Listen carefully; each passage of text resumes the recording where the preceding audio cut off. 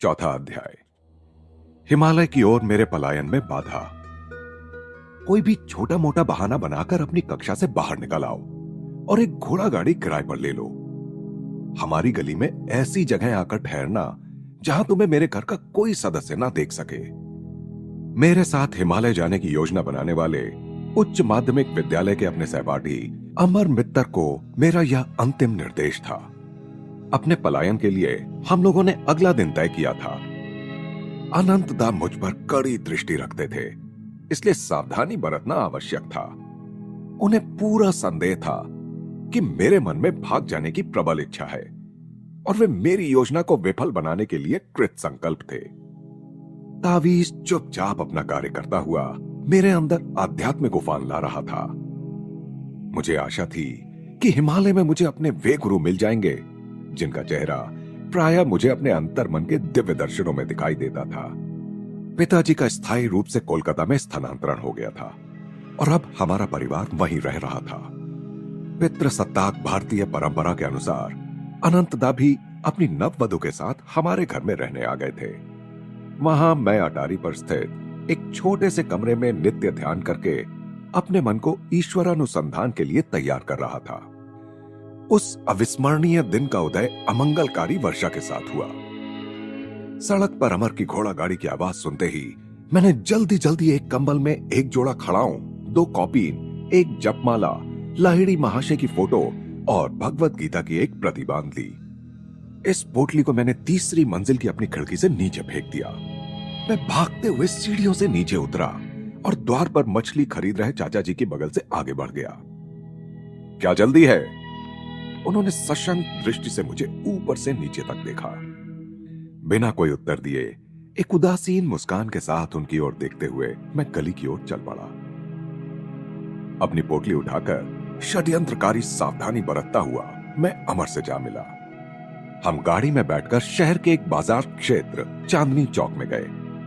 अंग्रेजी पोशाक खरीदने के लिए हम कई महीनों से अपने प्रतिदिन जलपान के लिए मिलने वाले थोड़े थोड़े पैसे बचाते आए थे। हम जानते थे कि मेरे चालाक भाई एक गुप्तचर की भूमिका निभा सकते हैं, इसलिए यूरोपियन पोशाक पहनकर हम उन्हें चकमा देना चाहते थे। स्टेशन जाते जाते रास्ते में हम सभी मेरे चचेरे भाई जतिन घोष के लिए रुके, जिन्हें मैं जतिनदा कहता था। वे नए नए ही हमारे पंथानुयायी बने थे और हिमालय में किसी गुरु की शरण प्राप्त करने के आकांक्षी बने थे। हमारे पास पहले से तैयार नया सूट उन्होंने पहन लिया। अब हमें कोई नहीं पहचान सकता, हमने सोचा। हमारे मन गहरे उल्लास से खिल उठे।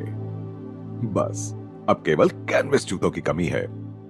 मैं उन दोनों को एक दुकान पर ले गया जहां रबड़ के तले लगे जूतों को सजाया गया था। ऐसी पवित्र यात्रा में जीव हत्या द्वारा प्राप्त हुई चमड़े की चीजें नहीं ले जानी चाहिए। अपनी भगवत गीता की चमड़े की जिल्द और विलायती हैट पर लगे चमड़े के फीते निकालकर फेंकने के लिए मैं बाहर सड़क पर रुक गया। स्टेशन पर हम लोगों ने बर्दवान के टिकट खरीदे। हम बर्दवान में हिमालय के चरणों में स्थित हरिद्वार जाने के लिए गाड़ी बदलने वाले थे। जब गाड़ी भी हम लोगों के समान ही भागने लगी तो मैंने अपनी कुछ महान आशाओं को शब्द प्रदान किए। जरा कल्पना तो करो, मैंने उत्साहपूर्वक कहा, महान गुरुओं से दीक्षा लेकर हम लोग ब्रह्म चैतन्य की समाधि का अनुभव करेंगे। हमारे शरीरों में ऐसी चुंबकीय शक्ति पैदा हो जाएगी कि हिमालय के वन्य पशु पालतू जानवरों की भांति हमारे पास आएंगे।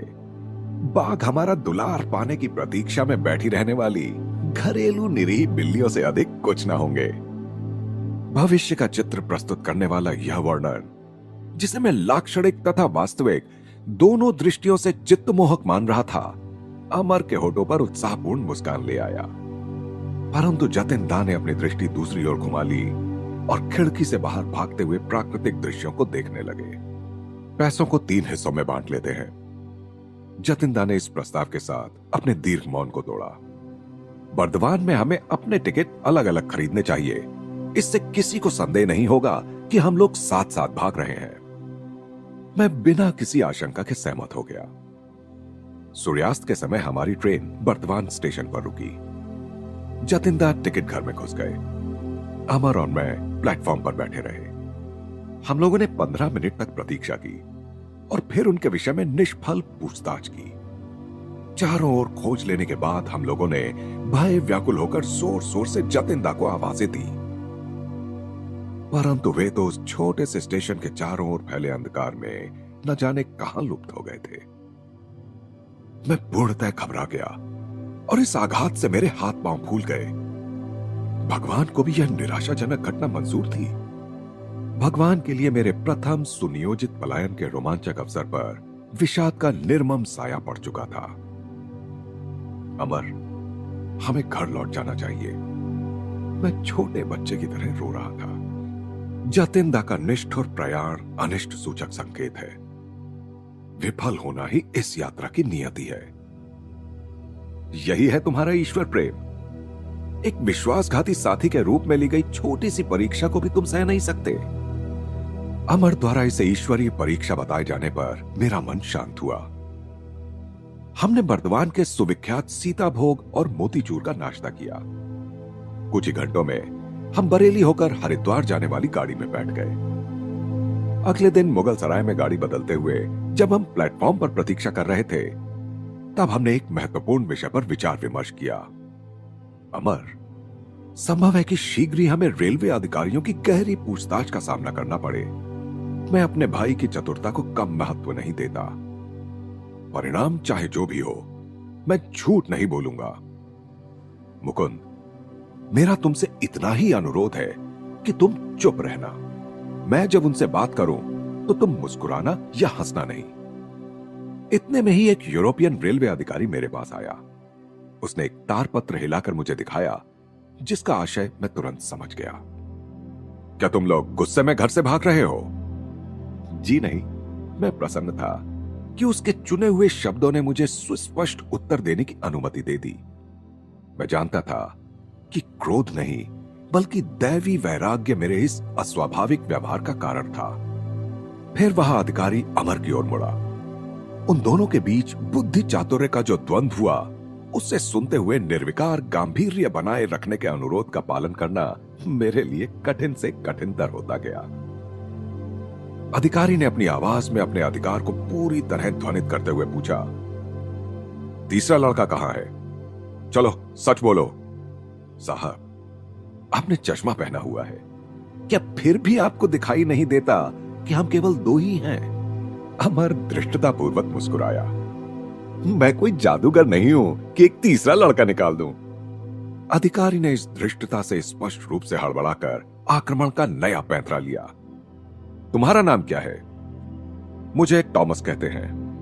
मैं अंग्रेज माता और भारतीय धर्मांतरित ईसाई पिता की संतान हूं। तुम्हारे मित्र का क्या नाम है? मैं उसे टॉमसन कहता हूं। अब तो अंदर ही अंदर मेरी हंसी चरम सीमा तक पहुंच चुकी थी। मैं किसी से कुछ कहे बिना ट्रेन की ओर चल पड़ा, जो भगवान की दया से प्रस्थान करने के लिए सीटी बजा रही थी। अमर भी उस अधिकारी के साथ मेरे पीछे पीछे ही चला आया, जो अब उसकी बातों पर इतना विश्वास करने लगा था कि उसने शिष्टता पूर्वक हमें यूरोपियन लोगों के लिए निर्धारित डिब्बे में आराम से बिठा दिया। स्पष्ट था कि दो अर्ध अंग्रेज बालकों को हिंदुस्तानियों के डिब्बे में यात्रा करते देखना उसके लिए कष्टदायक था। उसके वहां से विनय पूर्वक प्रस्थान करने के बाद मैं सीट पर लेट गया और जोर जोर से हंसता रहा। एक अनुभवी अंग्रेज अधिकारी को बुद्धि चातुर्य में मात देने का आनंदपूर्ण संतोष अमर के चेहरे पर व्याप्त था। प्लेटफॉर्म पर मैंने तार को चोर दृष्टि से पढ़ लिया था। तार मेरे भाई अनंत का था। उसमें लिखा था, यूरोपियन पोशाक पहने 3 बंगाली लड़के घर से भागकर मुगल सराय के मार्ग से हरिद्वार की ओर जा रहे हैं। मेरे पहुंचने तक उन्हें कृपया रोके रखें। आपकी सेवाओं के लिए योग्य पुरस्कार दिया जाएगा। अमर, मैंने तुम्हें कहा था कि निशान लगाए हुए टाइम टेबल को घर में मत छोड़ना। मेरी आंखों में नाराजगी थी। मेरे भैया को अवश्य ही वहां ऐसा कोई टाइम टेबल मिल गया होगा। मेरे मित्र ने झेप कर इस डांट को स्वीकार किया। हम थोड़ी देर के लिए बरेली में रुके, जहां द्वारका प्रसाद अनंत द्वारा भेजे एक तार के साथ हमारी प्रतीक्षा कर रहा था।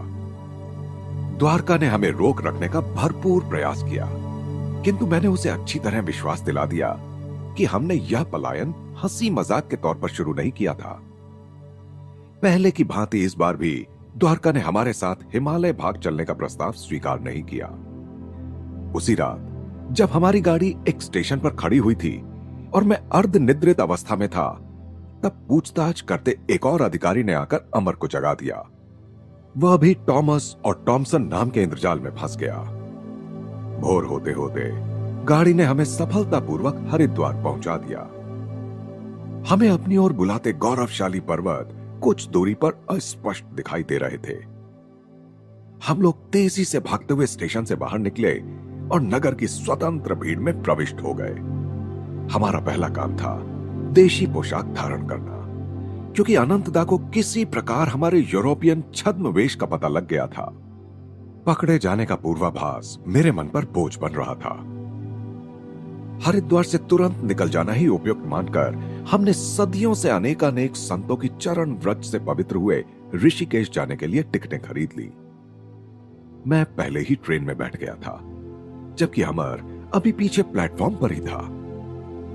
एक पुलिस वाले ने पुकार कर उसे रोक लिया। वह अवांछित प्रतिपालक हमें पुलिस स्टेशन के बंगले में ले गया और उसने हमारे सारे पैसे ले लिए। उसने शिष्टतापूर्वक यह स्पष्ट किया कि मेरे बड़े भाई के आने तक हमें वहां रोक कर रखना उसका कर्तव्य था। यह जानकर कि इन दो भगौड़ों का गंतव्य स्थल हिमालय था, उस सिपाही ने एक अद्भुत घटना सुनाई। मैं देख रहा हूं कि तुम संतों के दीवाने हो। अभी कल ही मेरी जिस संत से मुलाकात हुई थी, उससे बड़ा संत तुम्हें कभी नहीं मिलेगा। मेरे एक सहयोगी और मैं उनसे पहली बार 5 दिन पहले मिले थे। एक विशिष्ट हत्यारे की तीव्र खोज में हम गंगा के पास गश्त लगा रहे थे। उसे जिंदा या मुर्दा पकड़ने का हमें आदेश था। उसके बारे में हमें सिर्फ यही ज्ञात था कि तीर्थयात्रियों को लूटने के लिए वह साधु का छद्मवेश धारण कर घूम रहा है। अपने सामने थोड़ी ही दूरी पर हमने एक आकृति देखी जो उस अपराधी के वर्णन से मिलती जुलती थी। जब वह हमारे आदेश पर नहीं रुका तो उसे पकड़ने के लिए हम लोग दौड़े। उसके पीछे पहुंचकर मैंने उस पर पूरी शक्ति से फरसे का वार कर दिया। उसका दाहिना हाथ कटकर उसके शरीर से लगभग पूर्णतः अलग हो गया।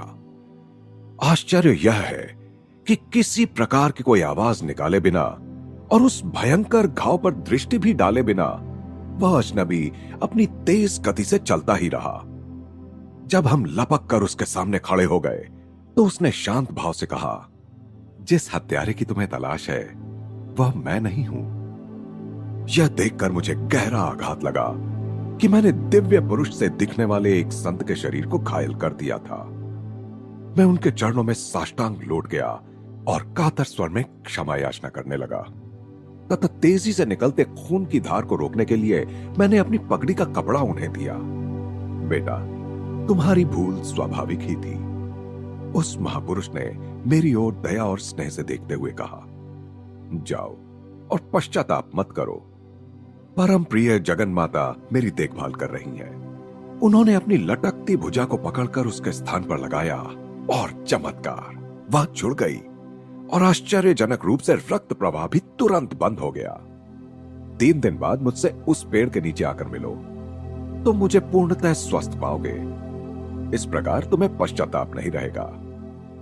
कल ही मैं अपने सहयोगी के साथ वहां गया था। वे संत वहीं थे और उन्होंने हमें अपनी बाह का निरीक्षण करने दिया। वहां पर न तो घाव का कोई चिन्ह था, न ही चोट का कोई लक्षण। मैं ऋषिकेश होते हुए हिमालय के निर्जन प्रदेशों में जा रहा हूं। महात्मा ने वहां से तुरंत प्रस्थान करते हुए हमें आशीर्वाद दिया। मुझे लगता है कि उनकी पवित्रता से मेरा जीवन भी उन्नत हो गया है। उस अफसर ने पवित्र उद्गार के साथ अपनी कथा समाप्त की। उसके अनुभव ने स्पष्टतया उसके भीतर की नई गहराइयों को छू लिया था। एक प्रभावशाली ढंग से उसने उस चमत्कार के संबंध में छपी हुई समाचार पत्र की कतरन मुझे दी।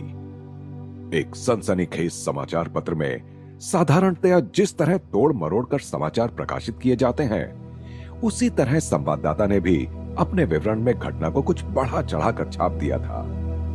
उसमें लिखा था कि साधु का सिर ही धड़ से लगभग अलग हो गया था। अमर और मुझे अत्यंत खेद हुआ कि हम ऐसे महान योगी के दर्शन लाभ से वंचित रह गए, जिन्होंने अपने पर अत्याचार करने वाले को भी ईसा मसीह के समान क्षमा कर दिया।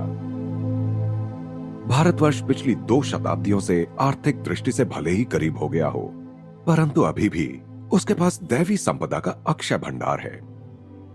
कभी कभी ऐसे सांसारिक पुलिस अधिकारी भी आध्यात्मिक जगत के गगनचुंबी व्यक्तित्वों के अनायासी दर्शन पा जाते हैं।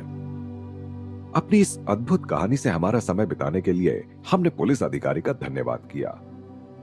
संभवतः वह हमें सूचित कर रहा था कि वह हमसे अधिक भाग्यवान था। उसे अनायास ही एक आत्मज्ञानी संत के दर्शन हो गए थे, जबकि हमारी उत्कट खोज ने हमें किसी सिद्ध पुरुष के चरणों में नहीं बल्कि एक घटिया पुलिस स्टेशन में पहुंचा दिया था। हिमालय के कितने निकट, किंतु फिर भी बंधन में होने के कारण कितने दूर। मैंने अमर से कहा कि इस बंधन से मुक्त होने के लिए मेरा मन दुगने उत्साह से जोर मार रहा है। अवसर मिलते ही यहां से खिसक चले। पुण्य तीर्थ ऋषिकेश तक तो हम पैदल भी जा सकते हैं। प्रोत्साहन देने के लिए मैं मुस्कुराया, परंतु जैसे ही हमसे पैसों का मजबूत सहारा छिना, मेरा मित्र उसी समय निराशावादी बन गया। यदि हम ऐसे खतरनाक जंगल में पैदल चले तो उस साधु संतों के नगर में नहीं बल्कि बाघों के पेट में पहुंच जाएंगे। अनंत और अमर के भाई 3 दिन बाद पहुंचे। अमर ने मुक्ति के आनंद से अपने भाई का सस्नेह स्वागत किया, परंतु मुझे इस पुनर्मिलन में कोई रुचि नहीं थी। अनंत को मुझसे कठोर उल्हाने के अतिरिक्त और कुछ नहीं मिला। तुम्हारे मन की भावना मैं समझता हूं, अनंतदा सांत्वनात्मक शब्दों में बोले। मैं तुमसे केवल इतना ही चाहता हूं कि तुम एक बार मेरे साथ बनारस चलो, वहां एक विशिष्ट संत से मिल लो और वहां से फिर कुछ दिनों के लिए दुखित पिताजी से मिलने कोलकाता चले जाओ। उसके बाद तुम यहां अपने गुरु की खोज पुनः आरंभ कर सकते हो। यहां पर अमर हमारे वार्तालाप में टपक पड़ा। उसने कहा कि मेरे साथ पुनः हरिद्वार आने का उसका कोई इरादा नहीं है।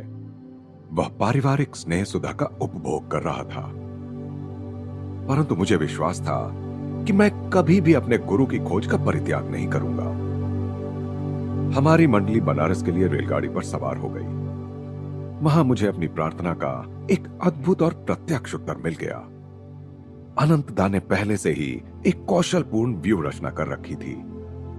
हरिद्वार में मुझसे मिलने से पहले वे बनारस में उतर गए थे और वहां उन्होंने एक शास्त्र पंडित से मिलकर मुझे उससे उपदेश दिलाने की व्यवस्था कर रखी थी।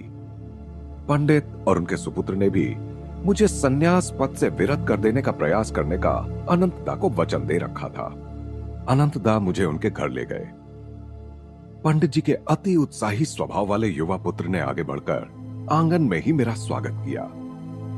उसने मुझे एक लंबे दार्शनिक तर्क वितर्क में उलझा लिया। अपनी अतीन्द्रिय दृष्टि से मेरे भविष्य को देख पाने का दावा करते हुए उसने मेरे सन्यासी बनने के विचार पर असहमति प्रकट की। यदि तुम अपने साधारण उत्तरदायित्वों को त्याग देने का हठ करोगे तो निरंतर दुर्भाग्य का शिकार बनोगे और ईश्वर को पाने में असमर्थ रहोगे। सांसारिक अनुभव के बिना तुम अपने पूर्व कर्मों को समाप्त नहीं कर सकते। उत्तर में भगवत गीता के सनातन शब्द मेरे होठों पर उभर आए। यदि कोई अतिशय दुराचारी भी अनन्य भाव से मुझे भजता है तो उसके पिछले दुष्कर्मों का प्रभाव शीघ्र ही नष्ट हो जाता है। महात्मा बनकर वह शीघ्र शाश्वत शांति को प्राप्त करता है। हे कुंती पुत्र, तुम यह निश्चित रूप से जान लो, जो भक्त मुझ में पूर्ण विश्वास रखता है उसका कभी विनाश नहीं होता।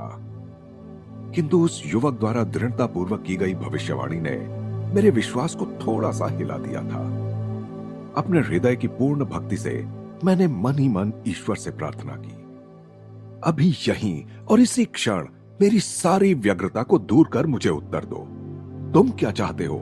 मैं सन्यासी का जीवन व्यतीत करूं या संसारी मनुष्य का? पंडित जी के घर की चार दीवारी के निकट ही बाहर मैंने एक उदात्त बदन साधु को खड़े देखा। स्पष्टतया उन्होंने मेरे और स्वघोषित दिव्य दृष्टा के बीच का वार्तालाप सुन लिया था, क्योंकि उन्होंने अपरिचित होते हुए भी मुझे अपने पास बुलाया। उनके प्रशांत नेत्रों से मैंने एक प्रचंड शक्ति को प्रवाहित होते हुए अनुभव किया। वत्स, उस मूढ़ की बातें मत सुनो। तुम्हारी प्रार्थना के प्रत्युत्तर स्वरूप ईश्वर मुझे तुम्हें यह आश्वासन देने का निर्देश दे रहे हैं कि तुम्हारे जीवन का एकमेव मार्ग संन्यास ही है। विस्मय और कृतज्ञता के साथ इस निर्णायक संदेश पर मैं प्रसन्नता से मुस्कुराया। उस आदमी से दूर होकर इधर चले आओ। आंगन से वह मूड मुझे बुला रहा था। मेरे उस संतवत मार्गदर्शक ने आशीर्वाद मुद्रा में हाथ उठाया और वे धीरे धीरे चले गए। वह साधु भी तुम्हारे समान पागल ही है। यह मनोज्ञ टिप्पणी करने वाले श्वेत केशधारी पंडित जी थे। वे और उनके सुपुत्र मेरी ओर शोचनीय दृष्टि से देख रहे थे। मैंने सुना है कि उसने भी ईश्वर की संदिग्ध खोज के लिए अपना घर बार छोड़ दिया है। मैंने मुंह फेर लिया। अनंतदा की ओर मुड़कर मैंने कहा कि मैं इन लोगों से और किसी तर्क में नहीं उलझना चाहता। मेरे हतोत्साहित भाई तत्काल प्रस्थान के लिए मान गए। हम लोग शीघ्र ही कोलकाता जाने वाली गाड़ी पर सवार हो गए। श्रीमान गुप्तचर जी, ये तो बताइए कि आपको कैसे पता चला कि मैं 2 साथियों के साथ भागा हूं? मैंने अपनी उबलती जिज्ञासा शांत करने के लिए घर जाते हुए रास्ते में अनंतदा से पूछा। वे शरारत भरे ढंग से मुस्कुराए। तुम्हारे स्कूल में मुझे पता चला कि अमर अपनी कक्षा से बाहर चला गया था और लौट कर नहीं आया था। मैं अगले दिन सुबह उसके घर गया और वहां निशान लगाया हुआ एक टाइम टेबल खोज निकाला। अमर के पिता उसी समय घोड़ा गाड़ी से बाहर जा रहे थे और कोचवान से बातें कर रहे थे। आज मेरा बेटा स्कूल जाने के लिए मेरे साथ गाड़ी में नहीं आएगा, वह गायब हो गया है। पिता ने दुख भरे स्वर में कहा। मैंने एक साथी कोचवान से सुना है कि आपका बेटा और 2 अन्य लड़के यूरोपियन पोशाक पहने हावड़ा स्टेशन से एक गाड़ी में चढ़कर कहीं चले गए हैं, कोचवान ने कहा। अपने चमड़े के जूते उन्होंने उस कोचवान को दे दिए। इस प्रकार मुझे 3 सूत्र मिल गए। टाइम टेबल, 3 लड़कों की मंडली और अंग्रेजी वेश। अनंतदा के रहस्योद्घाटनों को मैं हंसी और खींच के मिले जुले भावों के साथ सुन रहा था। कोचवान के प्रति हमारी उदारता कुछ अपात्र दान ही ठहरी। यह तो स्वाभाविक ही था कि मैंने अमर द्वारा टाइम टेबल में निशान लगाए गए शहरों के रेलवे अधिकारियों को तत्काल तार भेज दिए। उसने बरेली पर भी निशान लगाया था, इसलिए मैंने वहां तुम्हारे दोस्त द्वारका को तार भेज दिया था। कोलकाता में अपने पड़ोस में पूछताछ करने पर मुझे पता चला कि हमारे चचेरे भाई जतिन दा एक रात के लिए गायब रहे, पर दूसरे दिन सुबह ही अंग्रेजी वेश में वापस आ गए थे। मैंने उन्हें खोजा और भोजन पर निमंत्रित किया। उन्होंने मेरे मैत्रीपूर्ण व्यवहार से निशंक होकर निमंत्रण स्वीकार कर लिया। रास्ते में संदेह रहित ढंग से मैं उन्हें एक पुलिस स्टेशन ले गया। वहां उन्हें अनेक पुलिस अधिकारियों ने घेर लिया, जिन्हें मैंने उनकी डरावनी सूरत के कारण पहले से ही चुन रखा था। उनकी भयावह दृष्टि के आगे जतिन अपने रहस्यात्मक व्यवहार का स्पष्टीकरण देने के लिए तैयार हो गए। उन्होंने कहा, आध्यात्मिक भावनामय उत्साह में मैं हिमालय की ओर चल पड़ा। सिद्ध महात्माओं के दर्शनों के विचार ने मेरे अंतःकरण को प्रेरणा से भर दिया था। परंतु जैसे ही मुकुंद ने कहा, हिमालय की गुफाओं में जब हम समाधि में बैठ जाएंगे, तब बाघ भी वशीभूत होकर हमारे इर्द गिर्द पालतू बिल्लियों की भांति बैठेंगे, तो मेरा सारा जोश ठंडा हो गया और ललाट पर पसीने की बूंदें छलकने लगी। मैंने सोचा, तब क्या होगा यदि हमारे योग बल से हिंसक बाघों का स्वभाव नहीं बदल सका, तो क्या वे हमारे साथ घरेलू बिल्लियों का सा आचरण करेंगे? अपने मनस चक्षु में मैंने पहले से ही स्वयं को किसी बाघ के पेट के बलात् अंतर्वासी के रूप में देखा। वहां संपूर्ण शरीर के साथ एक ही बार में प्रवेश करके नहीं, बल्कि शरीर के विभिन्न हिस्सों की अनेक किश्तों में। जतिंदा के अदृश्य हो जाने के कारण जो मेरा क्रोध था, वह हंसी में बदल गया। उन्होंने मुझे जो संताप दिया था, उसका सारा मूल्य रेलगाड़ी में मिले लोटपोट करने वाले स्पष्टीकरण से चुकता हो गया। मुझे स्वीकार करना पड़ेगा कि मुझे इस बात से कुछ संतोष अवश्य हुआ कि जतिंदा भी पुलिस की खातिरदारी से नहीं बचे थे। अनंतदा आप जन्मजात गुप्तचर है। मेरी विनोदपूर्ण दृष्टि पूर्णतः क्रोध रहित नहीं थी, और मैं जतिंदा से कहूंगा कि मुझे खुशी है कि वे विश्वासघात के किसी उद्देश्य से नहीं, जैसा कि प्रतीत होता था, बल्कि केवल आत्मरक्षा की सतर्क सहज प्रवृत्ति से प्रेरित हुए थे। कोलकाता में घर पहुंचने पर पिताजी ने अत्यंत मर्मस्पर्शी ढंग से मुझसे अनुरोध किया कि कम से कम उच्च विद्यालय की पढ़ाई पूरी कर लेने तक मैं अपने भ्रमणशील पांव पर अंकुश लगाऊं। मेरी अनुपस्थिति में उन्होंने एक संतवत पंडित स्वामी केवलानंद जी के नियमित रूप से हमारे घर आने की व्यवस्था की एक प्रेम पूर्वक योजना बनाई थी। ये ऋषितुल्य महात्मा तुम्हारे संस्कृत शिक्षक होंगे, पिताजी ने विश्वस्त ढंग से घोषणा की। पिताजी को आशा थी कि वे मेरी आध्यात्मिक पिपासा एक विद्वान दार्शनिक से शिक्षा दिलाकर शांत कर देंगे, परंतु परिणाम रहस्यपूर्ण ढंग से उल्टा हुआ। मेरे नवनियुक्त शिक्षक मुझे शुष्क बौद्धिक ज्ञान देने के बदले मेरी ईश्वराकांक्षा के अंगारों को हवा देने लगे। पिताजी को यह ज्ञात नहीं था कि स्वामी केवलानंद जी लाहिड़ी महाशय के एक उन्नत शिष्य थे, उस अद्वितीय गुरु के सहस्रों शिष्य थे जो उनकी अमोघ दैवी शक्ति के चुंबकीय प्रभाव से अपने आप उनकी ओर आकर्षित हो गए थे। मुझे बाद में ज्ञात हुआ कि लाहिड़ी महाशय केवलानंद जी को प्रायः ऋषि कहकर संबोधित करते थे। लंबे घुंघराले केश मेरे शिक्षक के सुंदर मुखमंडल की शोभा बढ़ा रहे थे। उनकी काली आंखें शिशु नेत्रों की भांति निश्चल और भोली थी।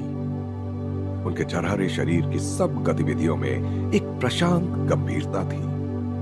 सदैव शांत और स्नेहमय केवलानंद जी अनंत ब्रह्म के चैतन्य में दृढ़ता के साथ स्थिर हो गए थे। हम दोनों के सानिध्य के अनेक आनंदमय प्रहर गहरे क्रिया योग ध्यान में बीतते थे। केवलानंद जी प्राचीन शास्त्रों के सुप्रतिष्ठित पंडित थे। उनके इस अगाध ज्ञान के कारण ही उन्हें शास्त्री महाशय की उपाधि मिली थी, जिसके द्वारा वे प्रायः संबोधित किए जाते थे। परंतु संस्कृत पांडित्य में मेरी प्रगति अनुल्लेखनीय थी। मैं सदा इसी सुयोग की ताक में रहता था कि किस तरह नीरस व्याकरण से जान बचे और योग तथा लाहिड़ी महाशय की चर्चा शुरू हो। मेरे शिक्षक महोदय ने एक दिन लाहिड़ी महाशय के साथ बिताए गए अपने जीवन के बारे में कुछ बताने का अनुग्रह किया। मुझे 10 वर्ष तक लाहिड़ी महाशय के पास रहने का दुर्लभ सौभाग्य प्राप्त हुआ था। बनारस में उनका घर मेरा रात्रिकालीन इष्ट तीर्थ स्थान था। नीचे के तल्ले पर सामने वाली छोटी सी बैठक में वे सदा विराजमान रहते थे। लकड़ी की चौकी पर पद्मासन में बैठे हुए वे अपने शिष्यों से एक माला की भांति अर्धवृत्ताकार में घिरे रहते थे। उनकी आंखें चमकती हुई तथा ईश्वरीय आनंद से नाचती रहती थीं। उनकी सदैव अर्धोन्मीलित रहने वाली आंखें भीतर के दूरदर्शी गोलक में से सदा शाश्वत आनंद के लोक में झांकती रहती थीं। वे कदाचित ही अधिक समय के लिए बोलते थे। यदा कदा ही उनकी दृष्टि किसी ऐसे शिष्य पर केंद्रित हो जाती जिसे सहायता की आवश्यकता होती थी, तब शांतिप्रद वचन उनके मुख से प्रकाश के हिम प्रपात की भांति झरने लगते। गुरुदेव के एक दृष्टिपात मात्र से मेरे अंदर एक अवर्णनीय शांति खिल उठती थी। मैं उनकी सुगंध से भर जाता था, जैसे वह अनंत के किसी पद्म की सुगंध हो। उनके साथ अनेकानेक दिनों तक एक शब्द भी बोले बिना रहना एक ऐसा अनुभव था जो मेरे संपूर्ण अस्तित्व को परिवर्तित कर देता। यदि मेरी एकाग्रता में कोई अदृश्य बाधा आ खड़ी होती तो गुरु के चरणों में ध्यान करने बैठ जाता। वहां सबसे सूक्ष्म अवस्थाओं का भी मुझे सहज बोध हो जाता। ऐसी अनुभूतियां मुझे निम्नतर कोटि के गुरुओं के सानिध्य में नहीं होती थीं। गुरुदेव ईश्वर के सजीव मंदिर थे, जिनके गुप्त द्वार भक्ति के माध्यम से सभी शिष्यों के लिए खुले रहते थे। लाहिड़ी महाशय शास्त्रों के पुस्तकीय टीकाकार नहीं थे। वे सहज ही दैवी पुस्तकालय में डुबकी लगा लेते थे। शब्दों का फेन और विचारों की फुहारें उनकी सर्वज्ञता के फव्वारे से फूट पड़ते थे। वेदों में युगों पहले अस्तमान हुए गहन दर्शनों के विज्ञान के रहस्यों को खोलने का अद्भुत कौशल उन्हें प्राप्त था। प्राचीन शास्त्रों में उल्लिखित चेतना के विविध स्तरों को समझाने का अनुरोध करने पर वे मुस्कुराकर स्वीकार कर लेते थे। मैं अभी उन अवस्थाओं में प्रवेश करता हूं और अपनी अनुभूतियां तुम्हें बताता हूं। इस प्रकार वे उन गुरुओं से बिल्कुल विपरीत थे जो शास्त्रों को कंठस्थ कर बिना किसी वास्तविक अनुभूति के अपनी कल्पना से ही उनका अर्थ बताते हैं। मितभाषी गुरुदेव प्रायः अपने पास बैठे किसी शिष्य को यह निर्देश देते कि श्लोकों का अर्थ तुम्हें जिस रूप में समझ आए उसी प्रकार उनकी व्याख्या करो। मैं तुम्हारे विचारों को परिचालित करूंगा ताकि सही अर्थ तुम्हारे मुख से उच्चारित हो। इस प्रकार लाहिड़ी महाशय की अनेक अनुभूतियों को उनके विभिन्न शिष्यों ने विस्तृत भाष्यों सहित लिपिबद्ध कर लिया। किसी बात पर आंख बंद कर विश्वास कर लेने की सलाह गुरुवर कभी नहीं देते थे। शब्द खोखले हैं, वे कहते थे। ईश्वर की उपस्थिति के दृढ़ विश्वास को ध्यान में अपने परम आनंदमय संपर्क से प्राप्त करो। शिष्य की समस्या चाहे जो भी हो, उसके समाधान के लिए गुरुदेव क्रिया योग के अभ्यास का ही परामर्श देते थे। तुम्हारा मार्गदर्शन करने के लिए जब मैं इस शरीर में नहीं रहूंगा, तब भी इस यौगिक कुंजी का सामर्थ्य कम नहीं होगा। यह प्रविधि भव्य प्रेरणाओं की तरह जल्द बांधकर अलमारी में रखकर भूल जाने की वस्तु नहीं है। क्रिया योग के माध्यम से अनवरत अपने मुक्ति पथ पर चलते जाओ, जिसकी शक्ति इसके अभ्यास में निहित है। मैं स्वयं क्रिया को मानव के अभी तक स्वतः प्रयास द्वारा अनंत ईश्वर की खोज के लिए विकसित साधनों में सबसे अधिक प्रभावशाली मानता हूं। केवलानंद जी ने इस उत्साहपूर्ण प्रमाण के साथ अपना कथन समापन किया। इसके अभ्यास से सभी मनुष्यों में छिपे सर्वव्यापी ईश्वर लाहिड़ी महाशय और उनके अनेक शिष्यों की देह में प्रत्यक्ष रूप से प्रकट हुए। ईसा मसीह की तरह एक चमत्कार लाहिड़ी महाशय द्वारा केवलानंद जी की उपस्थिति में हुआ। एक दिन उन्होंने वह कहानी मुझे सुनाई। सामने मेज पर पड़ी संस्कृत की पुस्तकों से हटी उनकी आंखें सुदूर कहीं लगी हुई थी। एक दृष्टिहीन शिष्य रामू के लिए मैं करुणार्द्रता अनुभव करने लगा। क्या उसकी आंखों की ज्योति कभी लौट कर नहीं आ सकती, जब वह इतनी श्रद्धा एवं निष्ठा के साथ हमारे गुरुदेव की सेवा कर रहा था, जिनमें ईश्वरत्व अपने पूर्ण तेज के साथ दीप्तिमान था। एक दिन सुबह मैं रामू से बात करना चाह रहा था, परंतु वह शांतिपूर्वक घंटों तक गुरुदेव पर पंखा झलता रहा। अंततः जब वह कमरे से बाहर निकला तो मैं उसके पीछे हो लिया। रामू, तुम कब से अंधे हो? जन्म से ही महाशय। मेरी आंखों को कभी भी सूर्य दर्शन का सौभाग्य प्राप्त नहीं हुआ। हमारे सर्वशक्तिमान गुरु तुम्हारी सहायता कर सकते हैं, एक बार उनसे प्रार्थना तो करो। अगले दिन रामू कुछ संकोच पूर्वक लाहिड़ी महाशय की सेवा में उपस्थित हुआ, किंतु अपने अतुल आध्यात्मिक ऐश्वर्य में शारीरिक संपदा को जोड़ने का अनुरोध करना उसे लगभग लज्जास्पद लग रहा था। गुरुदेव, ब्रह्मांड को प्रकाश देने वाला ईश्वर आप में विद्यमान है। मैं आपसे प्रार्थना करता हूं कि उसकी ज्योति मेरी आंखों को भी प्रदान करें, ताकि मैं सूर्य के गौण तेज को देख सकूं। रामू, किसी ने मुझे कठिन परिस्थिति में डालने की योजना बनाई है। मेरे पास किसी को स्वस्थ करने की कोई शक्ति नहीं है। गुरुदेव, आप में विराजमान अनंत ईश्वर निश्चय ही मुझे स्वस्थ कर सकते हैं। यह तो सचमुच अलग बात है रामू। ईश्वर की कोई सीमा नहीं है। वह जो तारों को चमक देता है और शरीर कोशिकाओं में रहस्यमय प्राण शक्ति संचारित करता है, निश्चय ही वह तुम्हारे नेत्रों को भी ज्योति प्रदान कर सकता है। तत्पश्चात गुरुदेव ने रामू के माथे पर दोनों भौहों के बीच में स्पर्श किया। अपने मन को यहां केंद्रित रखो और 7 दिनों तक बारंबार राम नाम का जप करो।